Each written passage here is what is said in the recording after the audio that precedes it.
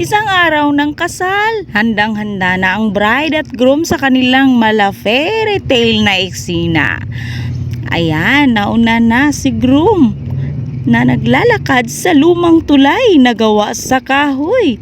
At naka-Amerikana si groom at syempre si bride ay suot ang napakagarang wedding gown na humahampas pa sa hangin. Ang eksena ay parang pelikula, maliban na lang sa isang bagay na hindi nila inaasahan ang tulay. Habang naglalakad sila, napansin ni bride na parang may kakaibang tunog ng krrr krrr mula sa sahig ng tulay.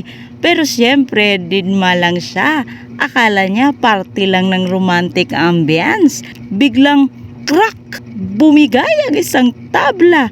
At bago pa makapag-react si bride, lagapak! Diretso siya sa tubig. Nakabukas ang bibig niya sa pagkagulat at basang-basa na ang kanyang gown.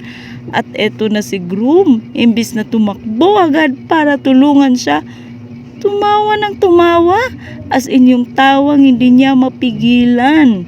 Pasaway talagang itong si groom.